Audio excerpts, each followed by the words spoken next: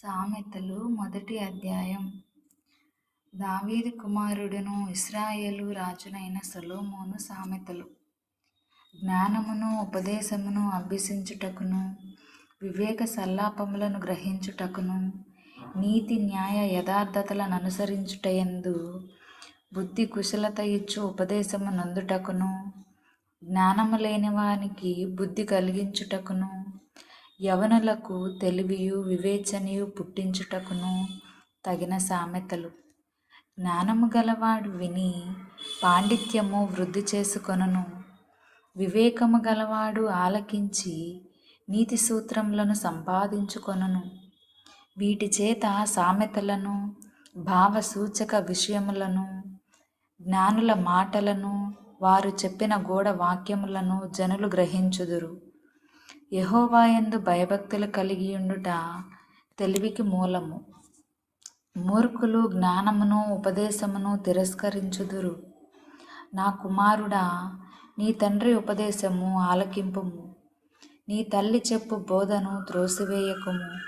అవి నీ తలకు సొగసైన మాలికయు, నీ కంఠమునకు హారములునయుండును. నా కుమారుడా, పాపులు నిన్ను ప్రేరేపింపగా ఒప్పకుము. మాతో కూడా రమ్ము, మనము ప్రాణము తీయుటకై పొంచియుందుము. నిర్దోషి అయిన యొకని పట్టుకొనుటకు దాగియుందుము. పాతాళము మనుషులను మృంగివేయునట్లు వారిని జీవముతోనే మృంగివేయుదము.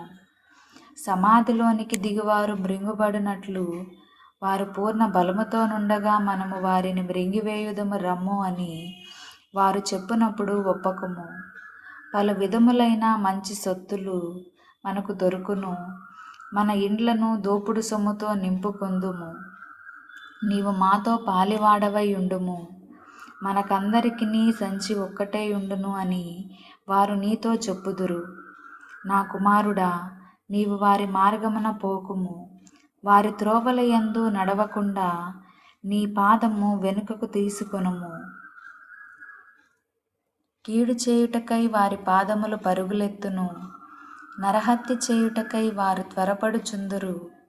పక్షి చూచుచుండగా వలవేయుట వ్యర్థము, వారు స్వనాశనమునకే పొంచియుందురు. తమ్మును తామే పట్టుకొనుటకై దాగియుందురు. ఆశాపాతకులందరి గతి అట్టిదే, దానిని స్వీకరించు వారి ప్రాణము అది తీయును. జ్ఞానము వీధులలో కేకలు వేయుచున్నది, సంత వీధులలో బిగ్గరగా పలుకుచున్నది. గొప్ప సందడి గల స్థలములలో ప్రకటన చేయుచున్నది.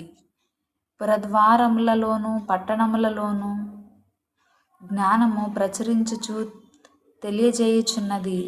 ఎట్లనగా, జ్ఞానము లేని వారలారా, మీరెన్నాళ్ళు జ్ఞానము లేనివారుగా ఉండగోరుదురు?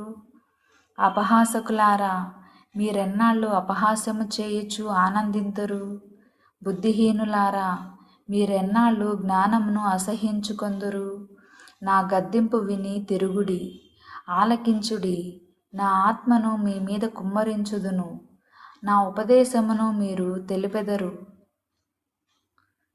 నేను పిలువగా మీరు వినకపోతిరి, నా చేయి చాపగా ఎవరునూ లక్ష్యపెట్టకపోయిరి. నేను చెప్పిన బోధ ఏమియూ మీరు వినక త్రోసివేసితిరి. నేను గద్దింపగా లోబడకపోతిరి. కాబట్టి మీకు అపాయము కలుగునప్పుడు నేను నవ్వెదను, మీకు భయము వచ్చినప్పుడు నేను అపహాస్యము చేసెదను. భయము మీ మీదికి తుఫాను వలె వచ్చినప్పుడు, సుడిగాలి వచ్చినట్లు మీకు అపాయము కలుగునప్పుడు, మీకు కష్టమును దుఃఖమును ప్రాప్తించినప్పుడు నేను అపహాస్యము చేసెదను. అప్పుడు వారు నన్ను గూర్చి మొర్రపెట్టుదురు గాని నేను ప్రత్యుత్తరం ఇయ్యకుందును. నన్ను శ్రద్ధగా వెతికెదరు గాని వారికి నేను కనబడకుందును. జ్ఞానము వారికి అసహ్యమాయెను. యెహోవా యందు భయభక్తులు కలిగియుండుట వారికిష్టము లేకపోయెను. నా ఆలోచన విననొల్లకపోయిరి. నా గద్దింపును వారు కేవలము తృణీకరించిరి. కాబట్టి వారు తమ ప్రవర్తనకు తగిన ఫలమును అనుభవించెదరు.